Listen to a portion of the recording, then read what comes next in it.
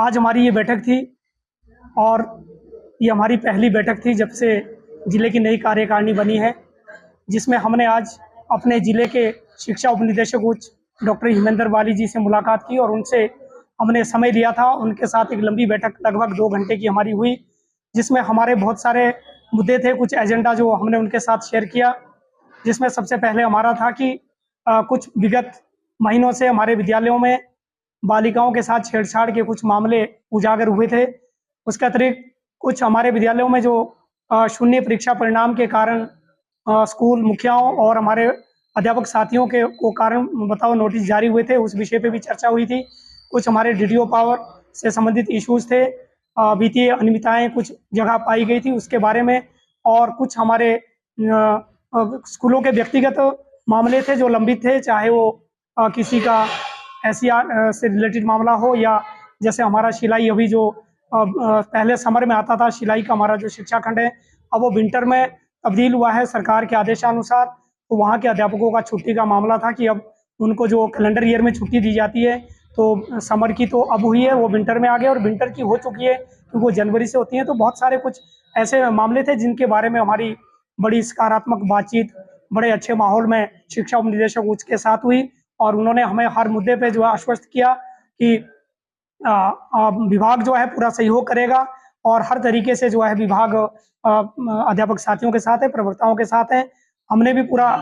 उनको विश्वास दिलाया कि स्कूल प्रवक्ता संघ हमेशा से ही शिक्षा की गुणवत्ता के लिए और अच्छी शिक्षा देने के लिए प्रतिबद्ध है, वो जिला स्तर हो चाहे राज्य स्तर हो। तो इस तरह से हमारी बैठक हुई, जिसमें और भी हमारे अपना जिला कार्यकारिणी का विस्तार था, जिस पर आज विस्तृत रूप से चर्चा हुई, और बहुत जल्द राज्य कार्यकारिणी का हमारा विस्तार जैसे ही होता है उसके तुरंत बाद हम अपने जिले की कार्यकारिणी का विस्तार भी करेंगे। अभी आपको मालूम है कि अभी पूरे हमारे राज्य में जिस बारिश में भारी नुकसान हुआ, आपदा आई, काफ़ी क्षति हुई, उस आपदा में पूरे जिले में कईयों जिलों को तो बहुत ज़्यादा नुकसान हुआ। तो स्कूल प्रवक्ता संघ हमेशा से ही ऐसे कार्यों के लिए भी आगे आता है। तो इस बार हमने भी कोशिश की, और जिला सिरमौर से मैं आपको बताना चाहूँगा कि हमारे साथियों ने 71,000 रुपये इकट्ठा किया, जिसको हम राज्य कार्यकारिणी के निर्देशानुसार जब भी तय होता है आपदा राहत के लिए देंगे। जो हमारे लंबित वित्तीय मामले हैं, हम सरकार से आपके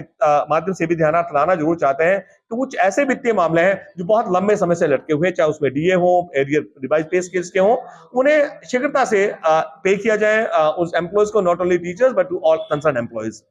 और एक और मुद्दा पिछली बार आप ही लोगों ने रेज किया था, वो था ट्रांसफर पॉलिसी से रिलेटेड। हम पुनः सरकार से रिक्वेस्ट करते हैं कि ट्रांसफर्स और टीएडीए के लिए जो टेन्योर 30 किलोमीटर का फिक्स किया गया वो बहुत ज्यादा है हिमाचल की भौगोलिक परिस्थितियों और यहाँ के ट्रांसपोर्टेशन को देख करके। तो हम गुजारिश करते हैं कि शहरों में इसे 15 किलोमीटर और ग्रामीण क्षेत्रों में 10 किलोमीटर के दायरे में लाया जाए, ताकि खासतौर से इसका नुकसान हो रहा हमारे चतुर्थ श्रेणी कर्मचारियों को, हमारे लिपिक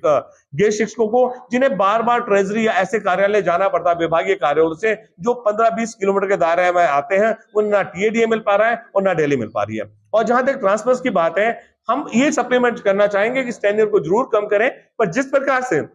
सरकार ने 3 साल मिनिमम टेन्योर एक स्टेशन पे किया है, उसी प्रकार से मैक्सिमम टेन्योर भी फिक्स किया जाए किसी भी एम्प्लॉय का, ताकि सभी कर्मचारियों को सभी स्थानों पे आने का मौका मिले। अन्यथा कुछ ऐसे भी मामले हैं कि अपॉइंटमेंट से लेकर के रिटायरमेंट तक टीचर वहीं पहुंचता है या कोई और एम्प्लॉय उसी संस्थान में रहता है, और फिर उस संस्थान को वो अपनी जागीर समझ के अपना घर का वो जो संस्था है वो सरकार के नियमों से नहीं चलता, बल्कि उनके निजी जो उनकी परामर्श है उसके हिसाब से चल रहा है। तो हम सरकार से गुजारिश करेंगे कि मिनिमम टेन्योर 3 इयर्स हो, पर मैक्सिमम टेन्योर भी फिक्स किया जाए, ताकि दूसरी इससे कारण क्या होगा कि टीचर्स को एक्सपोजर मिलेगा। अब ऐसी वैरायटी आ रही है शिक्षा संस्थानों में, कुछ ऐसे शिक्षक हैं जिन्होंने राष्ट्रीय कार्यशालाओं को आयोजित किया, कुछ ऐसे शिक्षक हैं जो अंतरराष्ट्रीय स्तर पर भी कार्यशालाओं पे आयोजित किए, और मेजॉरिटी ऑफ द टीचर्स ऐसे हैं कुछ संस्थानों में जो अपने गांव से बाहर गए ही नहीं है। तो उन्होंने जो एक्सपीरियंस है, जो हमारे एक्सपीरियंस टीचर्स स्टेट, नेशनल या इंटरनेशनल वर्कशॉप से लर्न करके एक्सपीरियंसेस आए हैं, उन्हें कैसे समावेश किया जाए, उन्हें कैसे क्रियान्वित शिक्षा संस्थानों में किया जाए, क्योंकि बहुत बड़ा गैप वहां पे रह जाता है। तो अगर एक्सपोजर टीचर्स को मिल जाता है, एक संस्था से दूसरे संस्था में चला जाता है, तो उन्हें भी नए संस्था का एक्सपोजर मिलेगा।